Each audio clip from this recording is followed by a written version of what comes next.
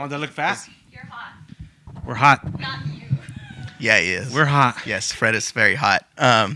Welcome to the THICC Boy MAFIA podcast. This is episode 2. And our guest today is Taylor, or as I call him, Taytay. And actually, unofficially, I call him Taytay. And we wanted to talk to him about just him. Hey, before we start, I did come with gifts. Okay. Oh, shoot. So, okay. Hell yeah. We got 2 different gifts here. We got Fred with the surfing what Pikachu. The heck? And then I don't know if you guys can see that. Damn. Special one for Fabian. Now, that's... Hey. Oh, it's a Pepe. It's an OG Pepe. One of my... I've been collecting Pepes. I know. I've seen that. Yeah. You're all in Pepe lore, right? I'm deep down Oh, Pepe shoot. rabbit Yeah. hole. So what's it say on top? Hiya Pepe? Pepe. Yep. Yep. It's supposed to be like a Middle Eastern thing? I'm trying to... All I know is it's going to bring you generational wealth, so don't worry about it. Oh, nice. You can thank me later. There goes my dog just left us. And this is like a legit thing? This is a legit thing? Yeah. Oh, it's like a NFT? Yeah, kind of NFT, Yeah. I don't know if you guys could see that. That's tight, dude. Thank you. Yeah. Yeah, enjoy the Pikachu. Oh, my goodness. I'm hella happy. I like how it says rareness scored 60. Can I send this in to get it graded? No, I don't think they're grading those. No. Oh no! I just dropped the gift. Yeah. So what is up with the whole Pepe lore? Because at one point, I don't know if it still is, which I'm pretty sure it still is, like very controversial and like, right winged or whatever, Yeah, unfortunately, it kind of went down that path with all the weirdos on 4chan. 4chan, but we're slowly reclaiming the positive Pepe. Yeah. I've only seen a couple of videos, like I don't even know. It's like him like going through life or whatever. Right? Is that like what it is? Yeah, but so the Pepe thing, like at least what I just gave you guys, it's on. So most of the NFTs are on something called Ethereum, but this one is on Bitcoin from like 2015. So it's old school, like 3-4 years before NFTs were even a thing. People were putting art on Bitcoin. So that's the one I gave Fabian. It's like OG, oh, shit. So how is it linked? This thing is Bitcoin? as old as a child. So it's pretty much just you mint the picture on the Bitcoin. So it's like it's on a blockchain. Yeah, it's on the blockchain. Okay. And yeah, it's just floating around there forever now. That's tight. Yeah, it's cool. Yeah, that's tight. I'm gonna put it in my safe. No, it's not. No. So, what does your profile look like? Your cryptocurrency NFT profile look like? Are you dipped in everything? We'll keep it. I'm not gonna give you details, like we were saying. IRS. I know they're hiring a bunch of new agents, right, so I'm trying to stay low profile here. Right. Mostly just Bitcoin. Bitcoin. Yeah, Cool. I play around with the shit coins they call them, but right. Yeah, so like one of the coins that I have like a lot of investment in, it's not even that much, couple hundred, couple thousand, is Shiba Inu. The so dog it's one? Just because it's so low, and I could buy a bunch, Yeah, the problem with that though is there's like a trillion Shiba Inus. Right. So it will never go to $1. I think I have Ethereum. How do you say it? Ethereum. I have a little bit of that, and I think some Litecoin that I bought like when the I remember you telling me it was just time ago, and I just have it in there, but I just put like $50 in each one, and I was like, we'll see what happens. And I've never even like looked at my was it digital wallet? Yeah, I would never tell anybody to buy Bitcoin or Ethereum or anything. Just because it's risky. Like, right. We're hopping right into this. Like, I use it for different reasons. I've been using it for poker for like 10 years. Mm-hmm. Because in like 2009, I was playing a lot of poker. I was like a senior in high school, and they shut down all the poker websites in the United States. So it's like I couldn't use my bank account anymore. Lost a lot of money. Like, it's just gone forever. So that's when I got into Bitcoin. It was like 2011, 2012, and it was just like $1 a Bitcoin. Damn, but yeah. And I didn't think anything of it because I used it. I was transacting with it. So,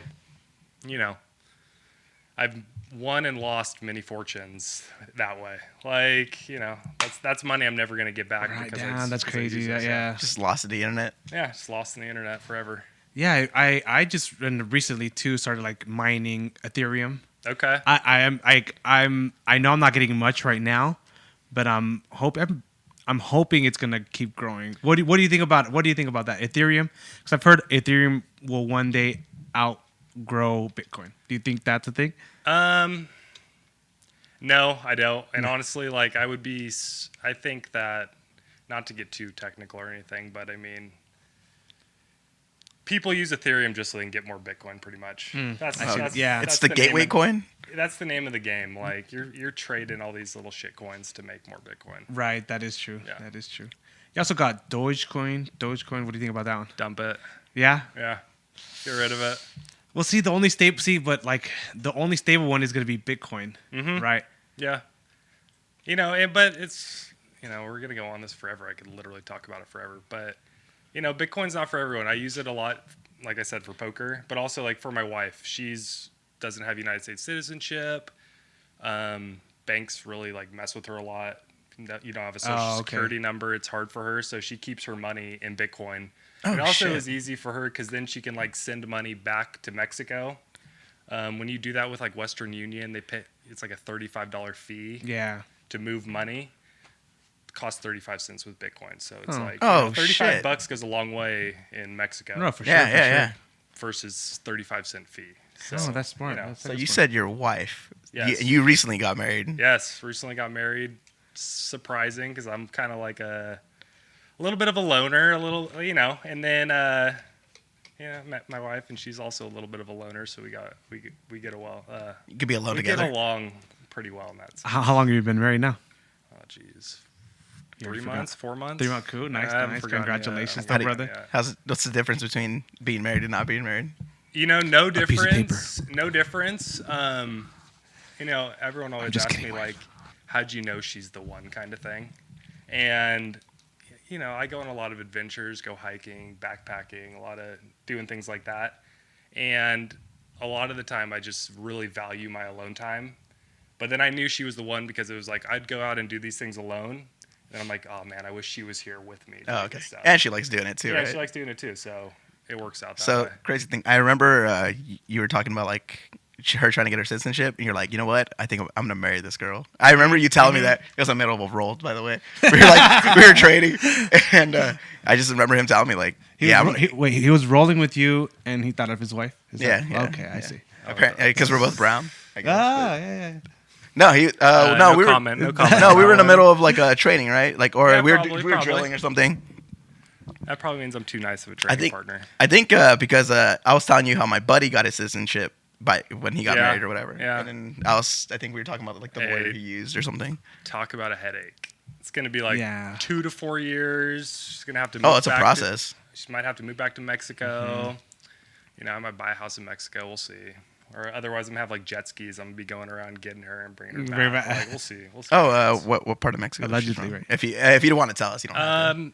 Nayarit. Oh yeah. Oh my mom's from there. Yeah, you got a good town. Hey, beach town, right? Oh, that's right? It's buy a house there. Yeah, you guys can come visit me when I'm stuck over there. You can build like a narco style house for like $30,000. That's the plan. Yeah, honestly. My wife's parents are in Guadalajara. It's like maybe an hour away from Nayarit. Okay. Yeah. I've seen it on a map. Yeah, I think my dad's not that far from there either. Like where he's from. He's from Jalisco. Oh, okay. Yeah, by Colima. Oh, okay. Nice. But that Nayarit is fucking beautiful, dude. Oh, I bet. Yeah. I mean, we'll go there eventually once she can go there and come back to the United States. Right. How old was she when she got here? Oh, jeez. Baby, right? Like 1 year old. That sucks, dude. Yeah. She doesn't know anything. Yeah, you literally don't know Mexico, and like they say like you belong from that. That sucks. Because it's not like you had a choice to come when you were 1. I know. You'd think they'd help you out a little bit, but no. Yeah. They don't. How is the whole culture thing? In a marriage. Has that been hard? No. I mean, I have enjoyed the married life so far. I will say though, there has been like some pleasant surprises. Like I didn't know what a tostada. Oh fuck! Holy hell! I had to wait a year for that. Like now I'm all about them. Have you had sopes? Yeah, no, not yet. Okay, I might have to write that one down. Yeah. So imagine like a tostada, but instead they make the tortilla out of a like cornmeal, and then they make like little ridges on the end, and they put like basically everything they put in a tostada. Okay. But they fry that tortilla, so it's like still like soft in the middle but crispy. Sounds good. Fattening, dude, Oh, yeah, but delicious. I bet. Yeah, and when you go to Mexico, the food, it's gonna be hella bomb. Have you been to Mexico? Yeah. I've been like last year, Guadalajara. Fabian, have you? No, I have to go though. Actually, I'm going with me and my dad were talking about it. I have to go, I think, next year because some family stuff we have to go and deal with. Yeah, I've been a lot of places, just not Mexico. See, the reason I asked, like, culturally, because I could walk into a Vallarta and I feel comfortable, right? But when I go into like a Whole Foods, I feel I feel weird. I feel weird, right? Or like Trader Joe's, or just like where there's just like I'm like the only Mexican in there. Yeah, no, I feel weird. I thrive in a Trader Joe's. Like, yes, okay, but have you gone to like a Vallarta and No. No? Yeah, see, like, I could go into like an Asian market, right? And I feel fine. I feel just fine. Going to like Vallarta, I feel fine. When I go into like Whole Foods, I feel weird. Do you have that feeling? I never go to Whole Foods. Yeah, see? Yeah, honestly, I don't go to Whole Foods, but yeah, Trader Joe's, that's my home. Actually, no. I like shopping at Trader Joe's. But it's like once in a blue moon. Yeah. What about like going to a swap meet? Do you feel comfortable going to a swap meet? Yeah, have you gone to that? My wife's there right now. Tell her to bring Chinese food. Yeah, it's fun. It's cool. Hey, have you had the Chinese food from there? No. Tell her to bring you the yellow noodles. Bro, I got a weak stomach. I just like. Oh. I got the most plain, bland, boring diet. What happened with that? What is the actual issue? Too much antibiotics honestly, for staph infections? No, but Gordon Ryan. I think I might have like Crohn's disease, which I don't really know a lot about it. All I know is like I can't have the good food. Does that have to do anything with gluten? Crohn's disease? No, I think it's like has to do with like your stomach getting inflamed. Oh, it's like the lining, right, or something like that. It's like weak. You know what? I'm not a doctor. I have no fucking clue what I'm talking about. But the tostadas are good. Like they're okay to eat. Or no, they're cool on like a Friday night. But then I gotta like give myself a couple days to get ready for work. Oh, okay, all right. So we know if we're gonna give you some bad food, it's got to be on a Friday or a 3-day weekend. Yeah, exactly. Oh man, has she like tried to make you try anything that you're a little scared to try? Or like the whole time you've been with her, like when you eat like beef cheek or something.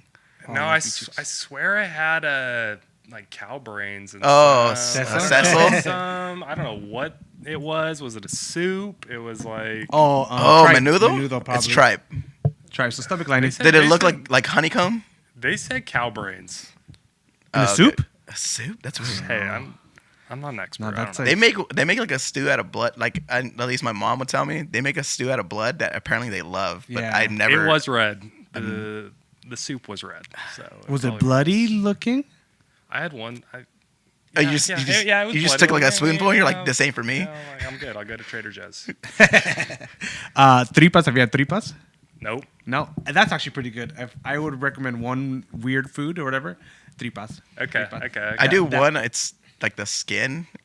It's called cueros, and they like pickle it. But my uncle makes it fresh, and I'm very picky, and this is like the one food that I eat that's like creepy. See, looking. I wish I had like foods to share from my culture, but it's like I don't. First of all, dude, I love hamburgers, so you know. Like, all right. I do love burgers too. That's like one thing on the keto diet is. Wait, when you say culture, bacon. like, where do you like your origins come from? I guess. Do you know? I mean, I'm just a mutt, you know. Like my dad's Italian and Polish, and my mom's like Italian just food? a mutt of. Yeah, everything. Italian food, dog. What are you talking about? Yeah, I know, but I don't claim anything. I'm sorry, and your mom's what? Mixture of everything. Oh, okay. Yeah, no, Damn, I don't claim anything. Italian and Polish. Yeah, Polish dogs. Yeah, Polish dogs, for real, fire. Nice. When did the stomach issues start? Because like about a year ago, right? Was it a year ago? No, actually, probably longer than that. Dude, I went to Thailand. Oh. And I was going to be there a month, actually. And I was actually going to train Muay Thai while I was in Thailand. Oh, nice. I was going to stay at a gym. What's the name of that gym, the famous one? It's Marit Sabaprit or something. I can never say that. Oh, jeez. There's the one where everyone goes and it's like outside. Yeah. No, I was going to go to Tiger Muay Thai, though. It's like, it was just going to be like relaxing, month of training, chill on the beach. And then like 2 weeks in, I had a smoothie in the jungle, and I just was like in the hospital the next day. Oh, damn. Which was a crazy experience because like I had to wake the nurse up. I had to go fill my prescription. It was nuts. And a whole different other And it cost country. me like $10. Right. That's it. Well, at least that's a plus, I guess. Yeah. Right. When did you start training, or what got you to start training actually like Brazilian Jiu-Jitsu? Well, it kind of all started with Muay Thai in like 2013, 2014. I started training Muay Thai. I started training it actually Dethrone, and I remember Marty said that's where he had started his kind of Muay Thai. It was kind of the same thing. Do Muay Thai, cardio kickboxing. I really liked it. Went to a bunch of seminars. Like Muay Thai is really an art form, kind of like Jiu-Jitsu. Dude, that shit's violent as fuck. Super violent. Every time I see it, it's like someone's like getting knocked the fuck out. Which is also like one of the reasons I stopped, because you can't play Muay Thai. Right. You can't go and just like have a chill sparring session in Muay Thai. Like you're gonna be nervous all day. Oh, it's to the death, You're like, dude. I'm gonna get my ass kicked here tonight in sparring. So it's like. Did you have any matches? Are they like official matches? I did a smoker, but that's just like super unofficial. Like in a gym, you go there with your teammates, and it was just like 3 rounds, 3 minutes. Almost like dojo storming. Not storming, but not storming, but like dojo versus dojo. Yeah, just like a. Yeah, I mean, kind of. Just your team versus their team, just and see super who does good. unofficial, like even like less amateur than an amateur fight. Not for me though. Did you get rocked?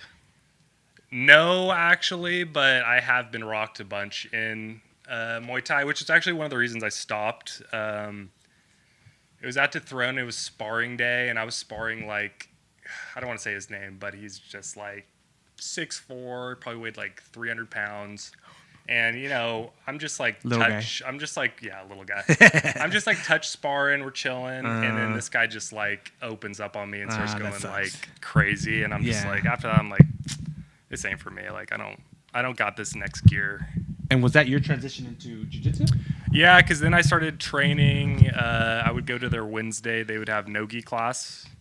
And so I actually started with no-gi, which like all of you guys are always asking me to come to no-gi. And that's what I started with. Oh, I want you to come to no-gi so bad, dude.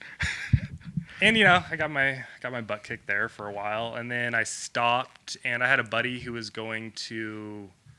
Hoist Gracie Jiu-Jitsu. I don't even know if it's still around. I don't even know if it's still around. I haven't even heard of it.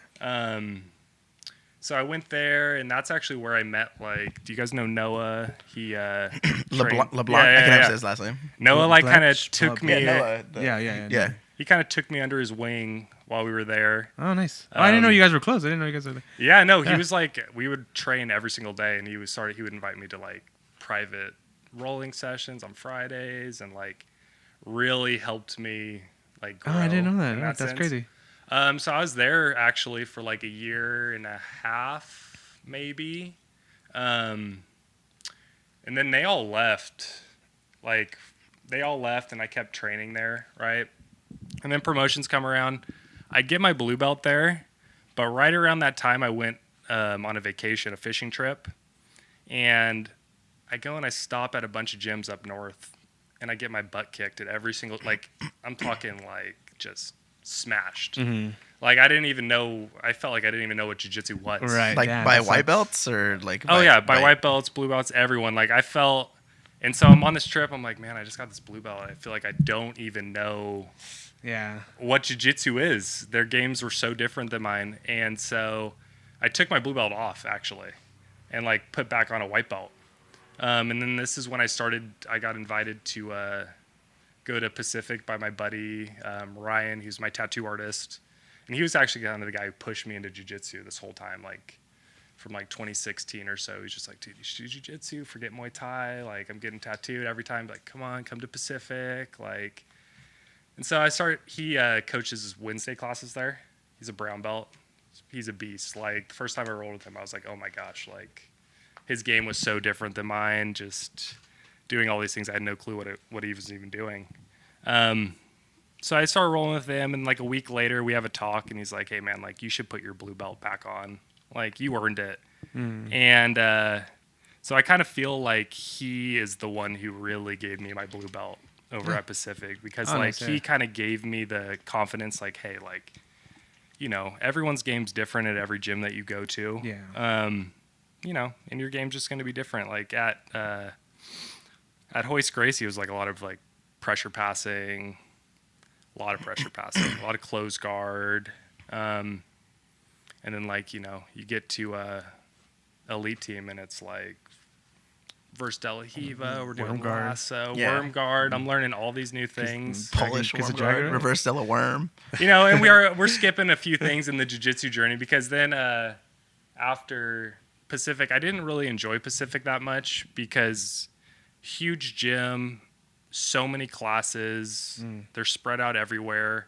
I really didn't feel like I had like friends, like a crew of people that I want to show up and train with every night. And so I was like real kind of unmotivated. And then, so I was there, I don't know, maybe like 6 months. And then COVID hits, right? And then I just stopped training for, I don't know. Like a year? Maybe, no, like 3-4 months. Because I think that summer, COVID happened in, like, let's say March. Mm-hmm. I think that summer was the first time that I went to Roots and met all you guys. Mm-hmm. Because even Roots, I think most gyms closed down. Yeah, I think most of them, for like at least 3 months. For at least 3 months, for like right. Because I remember Roots closed down for like 3 months. I wasn't there yet. You were there yet? Nah. No, you weren't there yet. No. He found me later once we saw that they were reopened. Also, I was kind of like you. I was getting my sleeves done, and I didn't want to train until they were done because I was going like every 3 weeks. Mm-hmm. So then I'd have to stop I'd train for 2 weeks and then I'd have to stop because you don't want to get infections. Oh yeah, which I've definitely slowed down on getting tattoos since I've started training more. You guys need to go take me. What do you want? Just one little tattoo. One little tattoo? Little tattoo. For now. There's a lot of good artists here. It'd be a what you want. If you want a small banger, you can go anywhere. Yeah.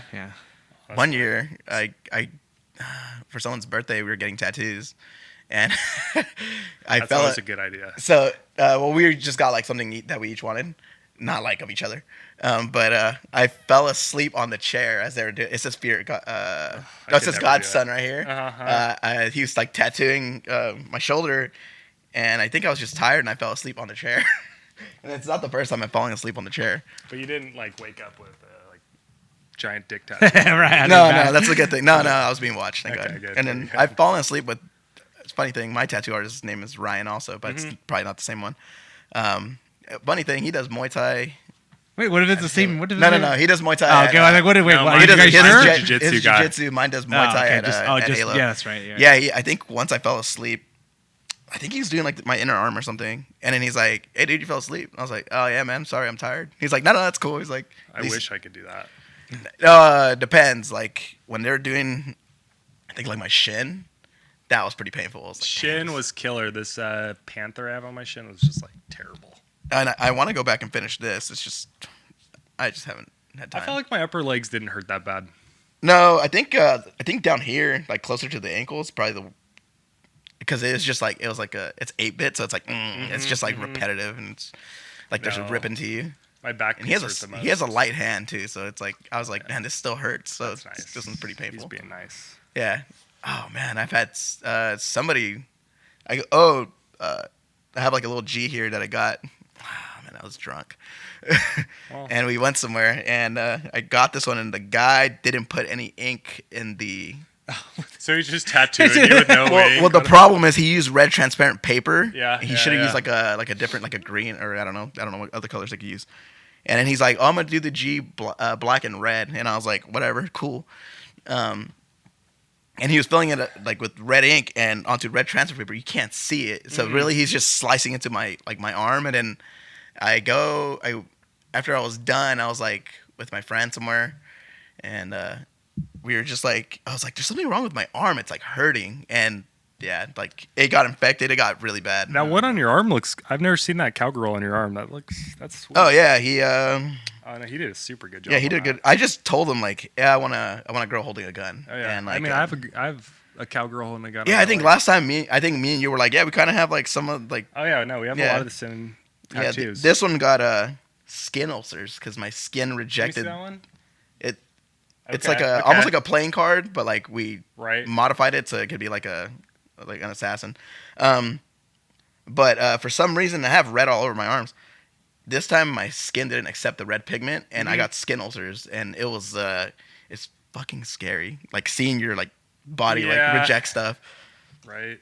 No, yeah. Thankfully, nothing like that has happened to me. Yeah, no. Like if I mean, if we But, look it into looks like it healed pretty well. So he actually went over it, like, because I went to the Castlevania tattoo. hey, sorry, podcast listeners, because I'm sure you'll love the tattoo talk. We'll do a tattoo tour one day or something. Oh yeah. No, we'll take pictures and we'll post them up on. Yeah, but I'll make sure to cover all the good stuff, like the feet for the OnlyFans. And stuff like that. Yeah. For that, you have to guys pay extra. Sorry, guys. Yeah, sorry. Yeah. It's premium. Oh man, I could go on all day about tattoos, but I shouldn't. I shouldn't. I'll limit myself. Yeah, me too. Well, we just got to get you on one. You have some on your back too? I got a whole back piece. Yeah. Oh damn. Giant. Not your arms? Actually, my favorite tattoo is on the yeah. back of my arm, but it's it's a little mask. It's cool. What is it? What kind of mask? Oh, sick. Flexing for the camera. Yeah. Wrong camera's over there. Oh, my bad. Flexing for me. Yeah. Yes. So you said COVID hit 3 months, and then that's the first time you went to Roots, like after that COVID. Yeah, spill? that's summer, I think. And I remember because I walked in with my mask, and everyone was like, "What are you doing, bro?" Training. Yeah, just kidding. What are you doing? That was honestly. Oh, really? They're like, we don't do that here. And Corey wasn't there. It was Desmond was like filling in coaching for him that week, and so you never got to train with Pedro? No. Okay. Yeah, he must. I don't know when he left that gym. I don't know the whole backstory with that, but yeah. So I trained there for I don't know when, a year maybe, year and a half. I don't know. I don't really know the somewhere around there. timeline. Yeah, around there. And then went to ground control with you guys, and then went to elite with you guys. So did you feel that camaraderie at Roots when you got to Roots? Oh yeah, definitely. Like, I mean, I don't compete. I just come to the gym to hang out with you guys.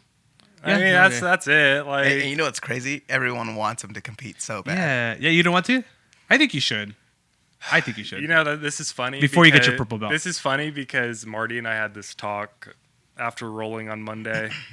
He was like, "Bro, like, how old are you? Why the hell are you not competing?" I'm like, "Man, I don't have a competitive bone in my body anymore." Yeah.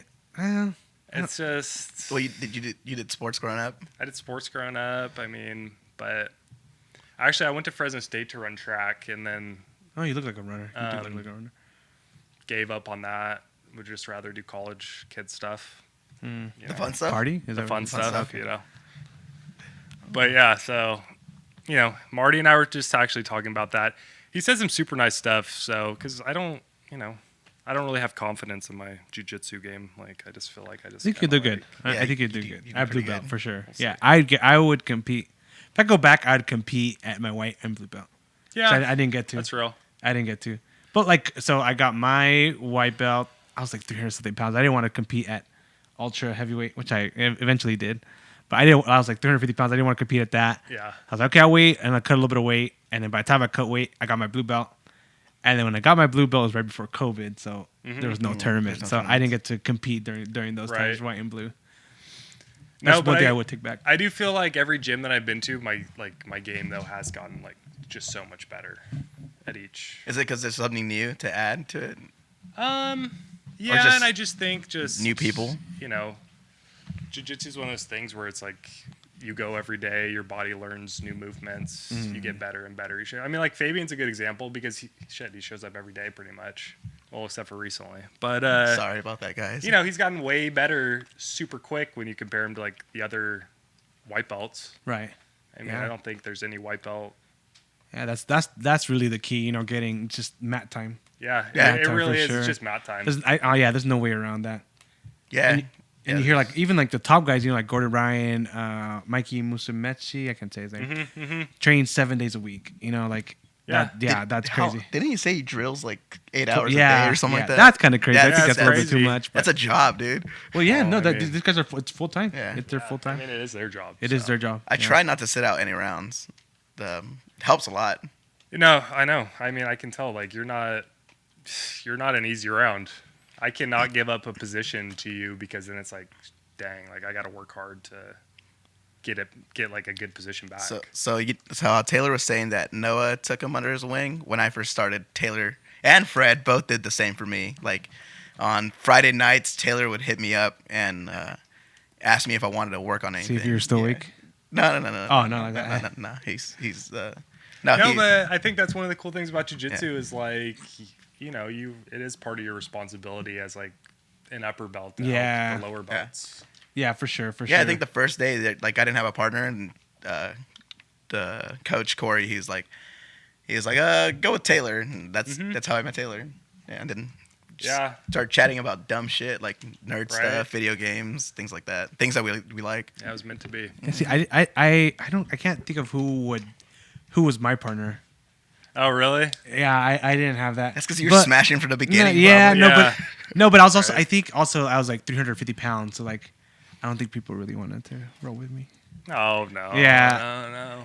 I mean, it is. It was. Huh? How much have you lost? Right now I'm like at 255. Okay. So, but my lowest was like 215. Oh, so, for that tournament, huh? Yeah. So I got to like 215. You know what's crazy? I realized that I've lost 50 pounds since I started. Yeah, you do. Yeah. That's a good. lot of weight. Right. See, but it looks like you don't try hard to like lose weight, or do you? No, I'm not even trying. It's just like it starts to drop fast. It's literally like I look at food, dude, and I like gain hella weight. I wish I could do that. That's like looking at a Latina and they get pregnant. Yeah, I hear people saying, "Oh, it's bulk season." I'm like, bro, I don't know. I look at food and it's bulk season, man. At least for me, you know. You have trouble gaining weight? Oh, dude, I can't gain weight to Yeah, save my like since the stomach hang out thing, with me, dude. I'll show you. Dude, I can't. Just eat. look at the food. Nah, like, I'm 6'1", 160. Oh, you're lighter than you were when you started. Yeah, I've like lost probably 10 pounds in the last year. Because I remember me and you were once talking like, if I can get down to like 180, you're like, and I gained 10 pounds, you're like, we'll be in the same weight. Yeah, like, that'd be cool. Yeah. I remember that conversation. Because I was like, yeah, I'm close and pretty. Or I was like, what, like 18 pounds off or something like that. It feels far away now. But yeah, I was rolling with a guy. He was like 208. So how much you weigh? I'm like 255, but I compete at 215. And he's like, oh shoot, like this guy's in my weight class. Technically, he's in my weight class. Do you ever, when you got into tournaments, have you looked at some like the big ass dudes and you're like, I hope he's not in my bracket? Oh, all the time. That happened to me on the last one. There's like this tall guy, and I was like, I really hope he's not in my I hope he's not in my bracket, and he was. Yeah. But I beat him, so I was pretty happy. Tall black guy? Yeah. Marty's like, I really hope he's not in your bracket too. It was really funny. That's funny. Yeah, because I had the big old black guy too. Yeah. And like even like the guy doing the hosting Reffing? or whatever, not reffing, he was like just like walking the people. Oh, okay. And he made a comment like, oh, good job, or like he didn't expect me to win, like just because you look at me and I'm not that intimidating. Yeah. No, you're not that intimidating when we go to roll and you're like laying on your side and you're just like, come on. Like, yeah, he's doing possum guard. He's doing like the Burt Reynolds like on the mat. Possum guard. That's my possum guard. Kills me. Then you go and it's just like, I feel like I got something, or like I'm trying to hold on and you're not even trying. You're just like, get off me. Well, like last couple of weeks, Fred's just been like smothering me for. That's like what he's trying to doing the smother choke. Yeah, he got me with it too. Yeah. Yeah, some new guy, like one of the new guys, his brother choked him too. I want a wrist lock so bad, but it's frowned upon right now. Yeah, prison rules. Whenever I go to prison rules, some cheeky wrist locks every once in a while. You've gotten me with one, a few times. Ooh, someone almost caught me with it. Was it you? I almost got you. It was you, right? Yeah, I was like, oh damn, like I was like, you do. Yeah, she almost got. I think Shireen too. I think Shireen almost got close to a wrist lock. Yeah, you gotta watch out. This is my dog here, guys. He's puppy. He's a good boy. Yeah, man, jiu-jitsu is a fun time. Teacher life. How did that start? You know, it's funny because I was a terrible student. Right. Yeah. I was like. I was going to ask you about that too. Like, how were you as a student? Growing up, one thing that people don't know about me is I had OCD. People like say like, oh yeah, like I got OCD. I actually have CDO. CDO. It's like OCD, but the letters are in order. Okay. Like their letters are in order. So you're dyslexic? It's I think that's called dyslexic. Oh no! I have so much OCD that the letters have to be in order. So okay. CD, Okay. Like, I actually don't have it. CDO. CDO. Okay. CDO. I'd never heard about that, but like, I'm saying I'd probably do like 2 hours a day of like tapping things, doing things over. When I would blink, I'd always have to blink twice. Oh, down. What the hell? Dude, Has it got better? High school was tough. Yeah, no. Like, I mean, it's probably something I would always have, but like high school, that was tough for me. And so I was like a really bad student. I had like claustrophobic too. So like I hated being in a classroom. So I was just like super quiet kid. There was no smartphones then, so it was just like, you're in class with all these kids. Like I would read a lot. So I mean, I still read a lot, but I was like a terrible student. See, that's one of the questions I had for you. Like, I think a lot of boys are like that, like not able to sit down. Like we have so much energy, and I don't think the classroom was built for boys. That boy energy. What do you think we should do about that? If we could even do about anything about that? Like, let's put you. What would have helped you when you were young, when you're a young boy in school? Honestly, like being outside. Right. And I think that's one of like why I feel like so connected to being outside. I'm always backpacking and fishing and things like that. It's just like that's a place where like I can like recenter myself. I don't feel like I'm trapped. Right.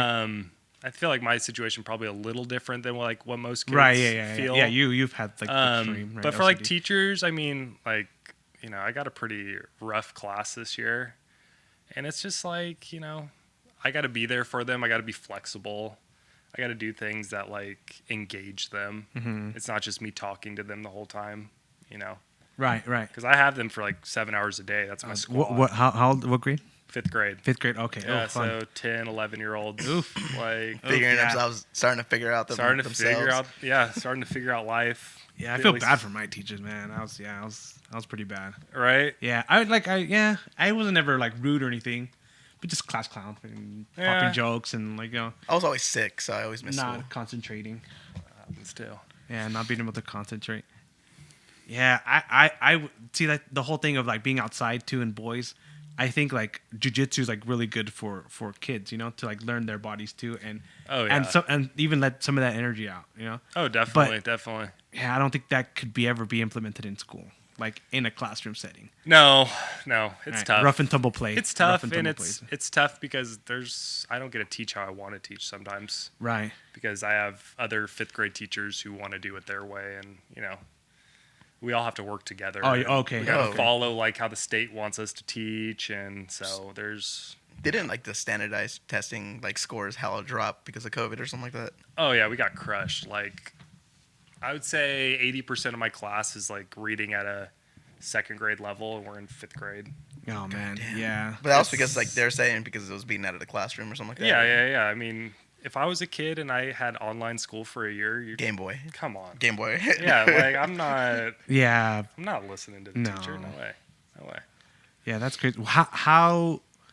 What is like one problem that we could fix with the education system, or that you find with the education system that we are able to fix? Oh man, something that we're able to fix. Because I feel like everyone talks about like the education system and it not being good. There's so many problems. I feel probably a big fix would be putting more power in the hands of the teachers. Because like you think it's my classroom and I get to do things the way I want to do it, but at the same time I'm getting told by admin, by the state, by the teachers, like you got to do it this way, this way, this way. I think teachers probably know best. And I'll tell you guys a story later. I'm like battling with a school psychologist right now at my new school. Oof. Probably can't say it on air, but just bring him to jiu-jitsu. Yeah, for real. Honestly, like that bad? Oh, you should come by. No, we don't. Okay, yeah, we probably don't need to talk about it on the podcast. This lady's never been in the classroom, and she's telling me like I have to do these certain things, and it's just like so unrealistic. Yeah, that sucks. Yeah, I heard like, and like I never really thought about it, but like even firing bad teachers, because I've had some bad teachers, like and they're not able to be fired, like like there's like. When they're tenured, there's like no repercussion. Yeah, that is true, and there are bad teachers. And I've heard like fire bad teachers. I've heard that argument, like fire bad teachers. Like that's not a bad idea. Fire bad teachers. And the only problem is no one wants to be teachers. Right, so you're just gonna have even worse teachers being the teachers then. and it's like salary, right? Like nobody wants to do it because of the salary, the pays, and that. I have a field trip coming up, and it's like I'm gonna make $7 an hour on this field trip. Damn, What the yeah. hell? You know, like when it's like a 15-hour field trip, Right, you're not right. getting paid for overtime. Right. You know. Yeah, because it's salary, right? Yeah, it's salary. It's rough. Like tomorrow, I'll go and like I sit down at my desk and I have to get all my work for the week. Like I'm not getting paid. Yeah, and these, yeah. To do those things. Yeah, and then all the supplies comes out of your pocket sometimes, right? Oh, dude, I've spent so much money this year on supplies, and it's just like they're So already gone. How do we? What's a potential fix for that? Usually, raise- Supplies? No, like just salaries for teachers. That's just Because like we talk about it, and we say it's important, and none of the money. Where does the money go? I That's what I'm haven't saying. really looked into it, so I can't really it's just speak like on a it. bureaucratic issue that like starts at the state capitol. you mean like know? when the lottery was supposed to fix the school system, but it didn't? Yeah, right. Exactly. Yeah. Yeah. See. Yeah. So. I just think they just need to do a better job of getting people who want to like attracting the smart people who want to be teachers. Because I mean, I could be making more money. I mean, I could be making more money playing poker every day than I do teaching. But I teach because it's satisfying. Right. Right. Yeah. There's that level too. So what you haven't really said, like what brought you to teaching? How did you end up there? So like I said, terrible student. I had a 5th grade teacher who was like awesome, Mr. Gatilla. But I don't really know what drew me to it. I just think it was just I wanted these kids to have a better experience than I did. Growing Yeah. up, I literally hated every single day of school growing up. It was just like, Yeah, I heard a story, and it's a teacher told his student not to go to school no more, because it's not for everybody. And if any student listens, it's not Yeah, I do not specifically for you, condone right? this. Yeah. But it was a good story. He said it was a kid who was gonna fail anyways, right? He said, "Dude, what do you want to do?" He said, "I want to be a tattoo artist." And he's like, "And how come you don't go do that?" And Yeah, right. it like clicked on that kid. Oh, like, that they were he's 18, probably like making more 17, money. 18. yeah, right. Yeah, Oh, he could already. yeah. If you don't really need school for that, right? You just go. Yeah. yeah. It's like, yeah. I was like, oh, I never thought of it being positive to tell a kid not to go to school. And they probably should push people into like going into trade school instead of be like, oh, you need to go to 4-year school right. and like take out loans. I mean, I'll be paying off my loans until I'm like 40, so Yeah. 50. Jesus. Yeah. Then that the whole college thing, partly a scam, man. Like it's just so much money. Scam for sure. Yeah, I it's mean, like, yeah. yeah, but live and you learn. I'm like, I do wish like I had gone to junior college first, because I dropped out of college with like 2 months to go. Oh damn. What? Yeah, like I had 2 months to go. I dropped out. Went to Europe. Went to Lived your life. went to Amsterdam. Hung out there for a while. That's fun. Germany, Belgium. Came back, had to like redo a whole year of school. It really pushed everything. But I mean, that was a fun trip. Right. That was You a regret it? fun Was trip. it, You regret it? It was worth it at the end. Oh yeah, that was worth it. Yeah, I've heard like now that school's gone like online, right? Kids could do that now. Kids could do that. Yeah, I was like, I know. oh damn, like that's pretty cool. Like if I could take that back, go to school and then I like log in from Rome or whatever, After that, oh, that's pretty tight. It's a pretty cool experience. But I don't even know what I was gonna say. I have a little a story. This teacher, he just wasn't good, man. Me and my friend walk in. It's just about being a bad student. Me and my friend walk into class and get kicked out right away. And the teacher forgot about us. That happened to me too. Dude. Yeah, but the teacher forgot about us. So we were just out there like for 20, 30 minutes. And we're like, and it was like 10 minutes before lunch, right? And like, oh, let's just hop the fence and go to lunch. So we just went to lunch. No, I remember my junior year, there was like a history teacher. He's a dick for some reason. Didn't like me and Mikey. Mikey. Wonder why. No, Yeah, we wouldn't even like talk or anything. Oh, dude, you were bad. No, I think it's just because like we showed up late one day and he's like, you two, principal's office, or go see the counselor, and said like they were pissed at us, and then we're like, okay, and I think like a week later Mikey like took off, and like then I was there. But like he hated us, dude. Yeah, like, bitchy teachers ruin school for kids. Yeah. Like, I try to like have a good attitude. And I like history. It was a history teacher. I was like, I like history. History's cool. And then like this guy just like made it horrible. Like, and then like he'd send you to detention, and he was like the water polo coach. So you'd like have to sit in the bleachers while he would coach, and he'd like come around in his fucking Speedo. And like nothing more boring than that. And then like lecture you for like 20 minutes. I'm like, why you were late? And I was like, oh, okay. And I was like, can I go now? Because I don't want to see you like running around like that. Yeah, no, I don't want to be that teacher. Yeah. Fishing. When's your next trip? Man, I just went backpacking, and we fished these lakes up in the backcountry of the Sierras. That was fun. So there's different kinds of fishing, right? I do fly fishing. You do fly fishing like specifically? Old white guy sport, really. What's the draw to that? Like why is that appealing, or why do you like that? Just the being outside aspect? I know you were talking about that. Yeah, and I feel like it's it's really technique based. Like you got to be able to read the water and figure out, what kind of bugs are around and what do I need to do to get these fish. Really, it's like super engaging. And then again, like I'm outside to like recenter myself. It's my happy place. Yeah, the only kind of fishing I would do is like in the back of canals, and like I would just tie fishing line to like a Coke can, right, and just throw it out. That's like the only kind of fishing I would do. See, that's boring to me. I do like catfishing when I need money. Oh yeah. When you need money? Oh, I mean, I pretend like I'm a girl so I can like they can send me money. He's an old school gamer. Yeah. That's what they used to do. Yeah. Do you? I heard what was it? I forgot the show, but the quietness, right? Like the quietness, and then the icing on the cake is when you actually cast the fish. No. I mean, for me, it's just a good excuse to go explore new places and just be outside. Just going on a hiking trail is kind of boring to me now. Like, I want to have like a goal. Like, okay, I want to go to this river and I want to catch this kind of fish. Okay. And I like never thought about that, but the goal aspect. I see that. Yeah.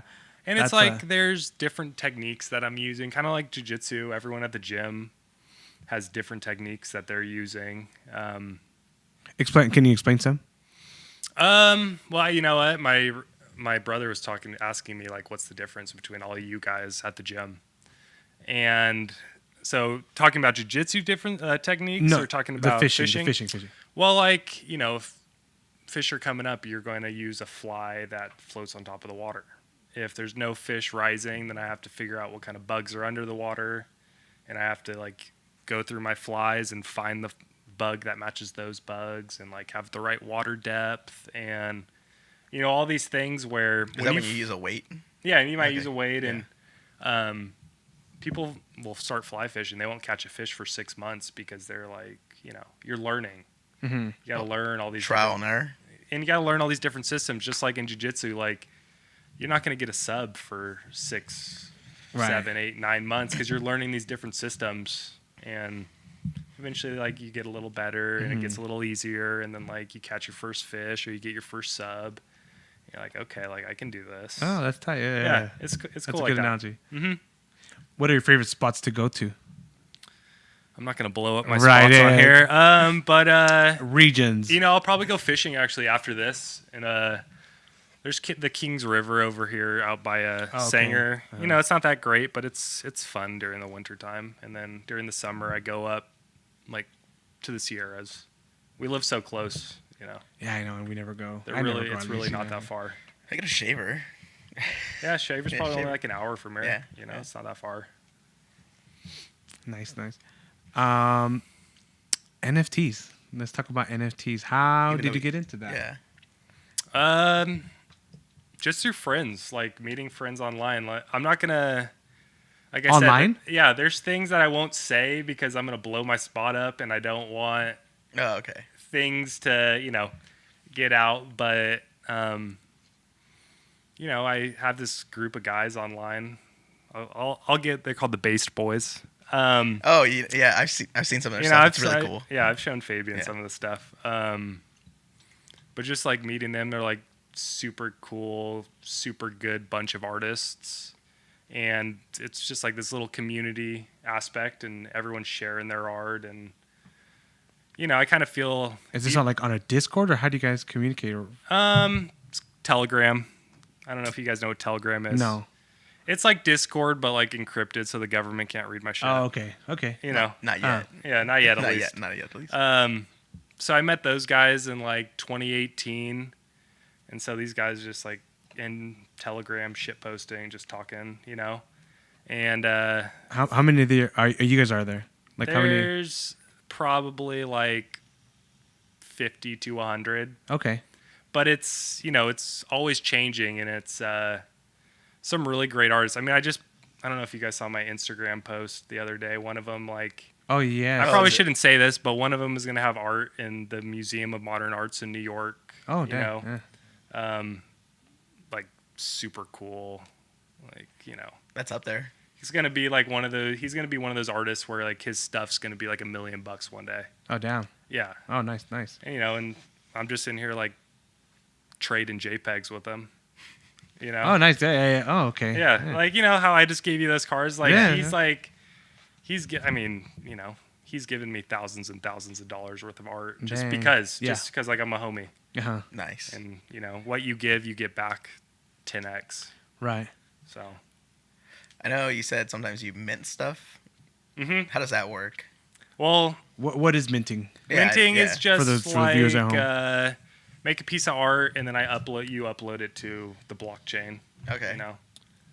So what? See, I kind of want detail. What does that mean by upload to a blockchain? All right. What software do you use? What? It's all pretty streamlined now. Where you don't. I mean, if you make the art yourself, it's very easy to upload. Mm-hmm. But you're like essentially imprinting your art on the blockchain. Every time a block is mined, they call it. So like we'll talk Bitcoin. A block is mined every 10-ish minutes. And, when that block is mined, there's data in the blocks. Mm-hmm. And part of that data is like the data for the JPEG. So what kind of software are you using? Or is this like you're uploading it to a website that does that for you? What kind of software am I using, like to make the art or to No. it? So you have the art and now you want to mint it. Oh, that's all done like on the back end. These websites, like I said, like super. It's a website. So it's a website. Now. For Ethereum, it's called OpenSea, and then for Bitcoin, which I'm saying if people do know NFTs, they're gonna be like, oh no, Taylor, you can't mint NFTs on Bitcoin, but like. You can. They've been doing it for way longer than they have been on Ethereum, which is like where most of the NFTs. And I know a lot of people don't like them. Talk a lot of crap on them. It's just on NFTs because I stole your JPEG, blah blah blah. Oh yeah. Which is like I get it, but I kind of feel like the NFT is just your proof of ownership. Right. I think it's gonna take time. Just like like Pokemon cards. I'm thinking of it like a Pokemon card. Like when we were kids. We had a holographic Charizard. And oh my god! You got to think bigger than that, though. I think in 10 years from now, to show your ownership of your car, it's going to be like on the blockchain in an NFT. And so when you sell your car, you would sell the NFT to Fabian, and now that shows he has the ownership of the car. Okay. And it's going to be like that. There's this whole world's going to get tokenized and digitized, and your deed for your house is going to be on the blockchain. Well, they're already talking about like trying to find a way to like keep your ID like in your phone all the time, like where it like you can scan it and stuff like that. And well, that's a thing that in another group I'm not going to say what the group's called, but it's called DIDs, decentralized identification. And so when you go from website to website to website, you know how you have to sign in with your email and passwords and all that. You're going to be able to do that just like with Bitcoin, and your ID is going to be like imprinted in a block somewhere, and you're going to be able to use that to sign in. So you don't have to give up personal details. Like I'm a pretty private person. I don't like giving away my details because it's hard to get your privacy back. If you look at my name on the internet, you're going to notice there's nothing for my name on the internet. Like on purpose. I try to go in and keep my privacy. which is tough. How does that work? I'm sorry, I'm like heck of thinking and like opening up my mind right now. How would that work? How would you keep the ID? How would the computer know? Is it just like something running in the background? It would be like you know, grab and drop. You have like your mobile Bitcoin wallet, and your ID would just be stored in your wallet that way. Okay. And so then when I want to go and sign in to Instagram, I would just sign in with my ID that way. Okay, so you'd sign into that part, and then that part. But then I don't have to give away like my first and last name. I don't have to give up my social. I don't have to, because it's already all there in my identification number. Right. Okay. Which is private only to me, not to anyone else. So you create these, you mint them, then what? Well, like I just the last 5 hours before I got here, I was like battling trying to mint these cards. There's an art project coming out. It's called the Wojak Way. Shout out to the Wojak Way. Super stupid, super grimy internet art. Like, looks terrible to most people, but to some people, they like really love it. Right. And so I've been battling, like trying to get this working. So yeah, I'll upload it, I'll mint it, and then it's like going to be on a database somewhere and people can buy it. Mostly I just give it away for free though. Like I just spent $100 sending art to a bunch of different people just because, you know, so they could have it. Right. I'm not getting anything back. Yeah, see, the thing that drew me away is from NFTs is like having to put in the work. Having to put in the work of like going out and saying, hey, this is valuable or... That's where it's like just the people you know. Like I said, like in that little group. Yeah, see, I didn't have anybody. I didn't know had you. I didn't know about you. Yeah, that's the part that drew me away. That's from NFTs and actually even buying one. Yeah. But yeah, that makes sense. Like knowing people, and then just everyone supporting each other. It's kind of, I mean, like it's just like jiu-jitsu. I mean, you're not going to get anywhere in jiu-jitsu without your group of training partners. Right. There's, you know. Otherwise, your jiu-jitsu's valueless if you're just training with a dummy at home. Right. Yeah. Which, you know, some people do. That sounds so boring. Yeah, and sad. Right? Like I said, like I come to jiu-jitsu to hang out with you guys. Mm-hmm. Like, and get some rounds in. Yeah, for sure, the camaraderie. Yeah, because I heard there's like some guys, and they have each other, some brothers. The part Patel, right? I told them, they're like, oh, you shouldn't be stuck to one gym.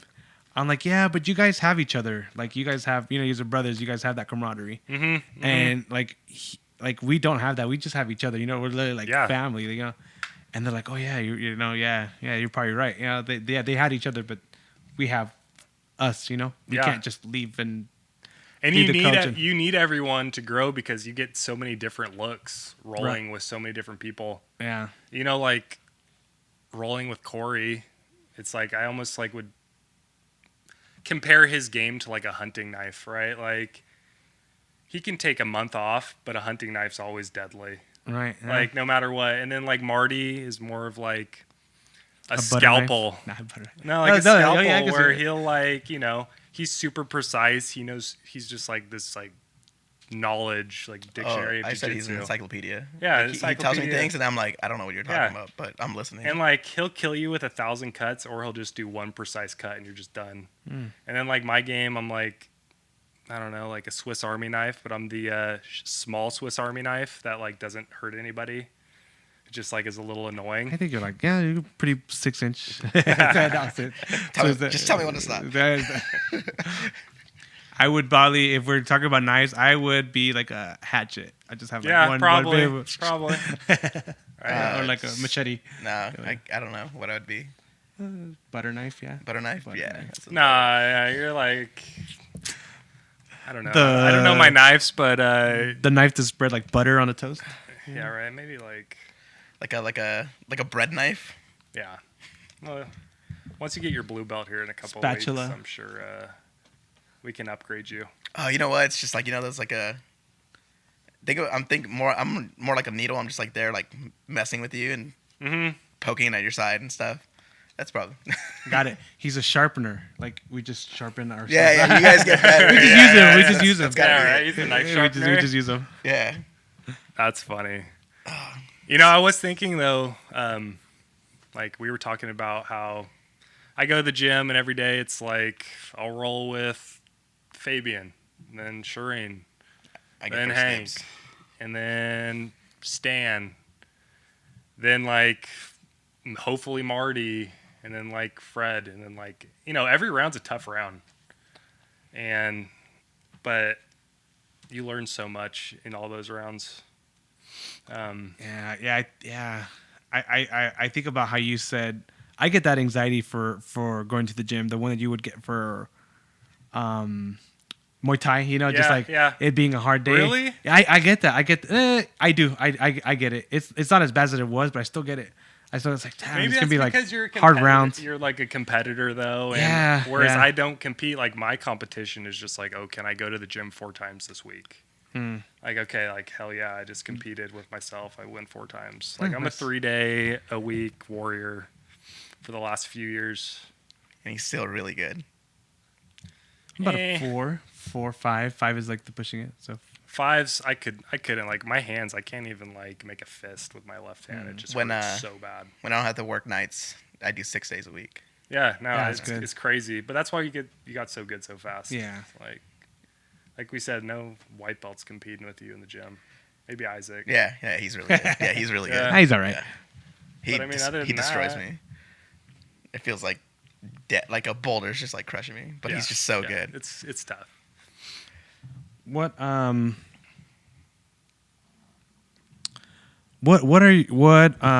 do you draw inspiration from?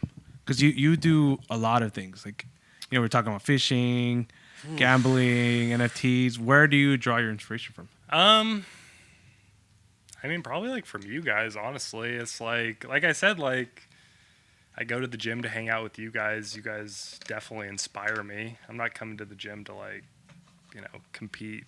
Just coming to the gym to hang out.